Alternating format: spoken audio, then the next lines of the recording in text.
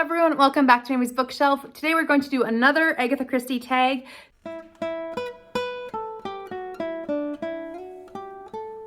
This one was created by The Hungry Bookworm, and I will link her video down below. I was not tagged by anyone, but this is very exciting. It was a brand new tag, so I will be tagging Say Heavy and Berna for Berna's Bookish Adventures. So you can consider yourself tagged. Also, if you are an Agatha Christie lover and you have not been tagged, consider yourself tagged as well. This is because we are doing the Christie's Missing Readathon, and I want to post a lot of Agatha Christie content right now because why not? I love Agatha Christie, and also The Murder on the Orient Express is one of my favorite books of hers. It's just such an ingenious book. So we're going to answer some questions from this tag. So the first question is Mrs. Hubbard, and this is a multidimensional book. So I'm going to talk about a book that is a really confusing book to read if you are not paying attention. And this is Redbreast by Jo Nesbø. We read it, Berna and Nikki from Red Dot Reads and I all read it, and I will link anyone who I talk about down below, just saying that. But we read it, and honestly, every single chapter I was like, okay, well, a second, where am I in what timeline? So this book was very dimensional in history, and it was very interesting. It follows follows Harry Hole. It's the third book in the Harry Hole series, but you could jump in there if you wanted to. And it follows him as he is now starting a new position. And it also is following the political aspect of this timeline. This is more modern timeline, which is actually 2000s. 2000, I think, is actually the year.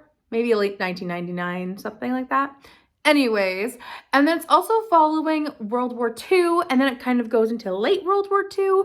And it's just like, if you are not paying attention to where the events are happening and when the events are happening and the names of who's at the events, you get lost. And also you can get lost very easily because of the intention of the book.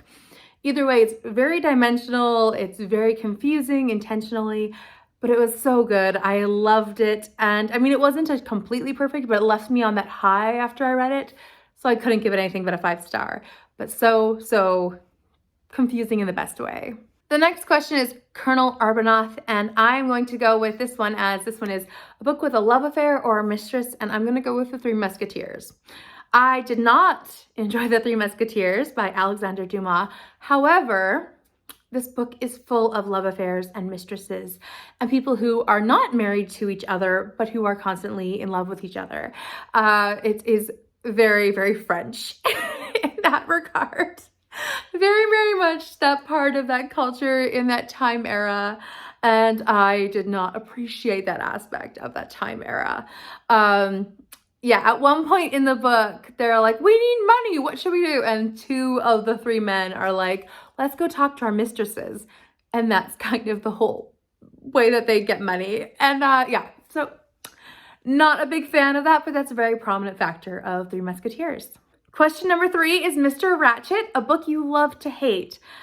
This one is going to be interesting because I feel like in the classics community, I can get, not that I've gotten in trouble for this, but I could if I, did. Anyways, I'm going to say Middlemarch. I did not get it. I did not get the hype behind Middlemarch. And I just, no. I was not a fan of Middlemarch at all. I mean, it was easy to listen to my audiobook, but then I did not get what's happening.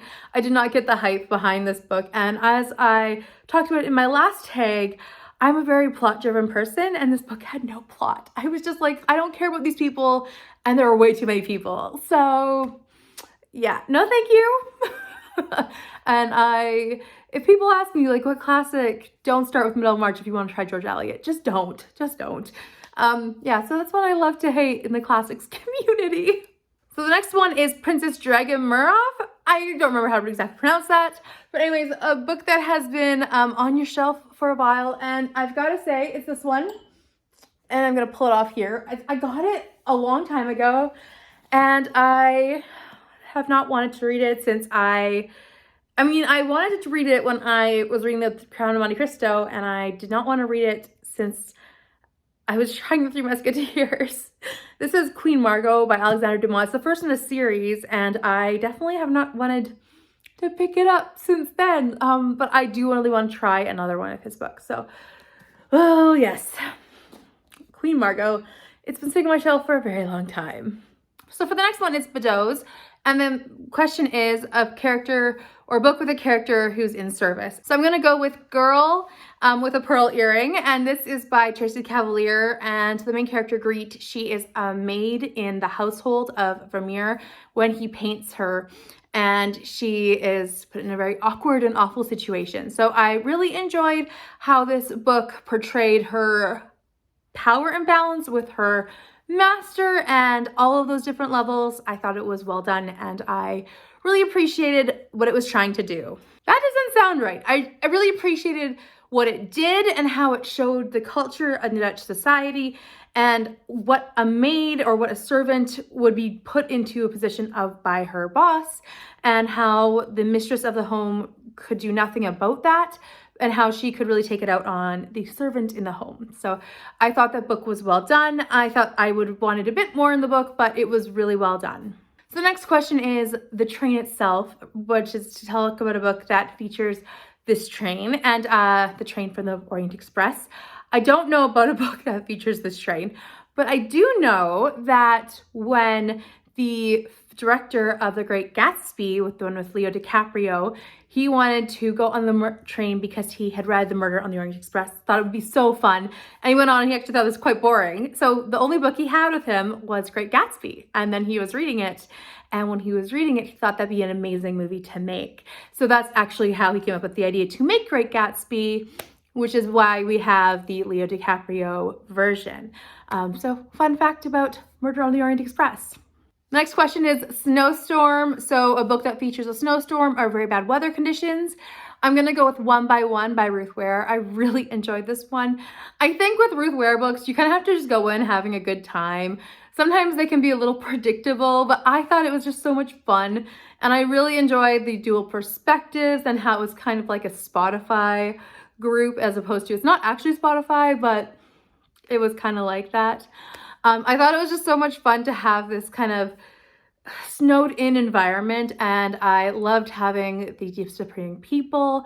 I loved having the perspectives of the newspapers in advance, and I thought it was great.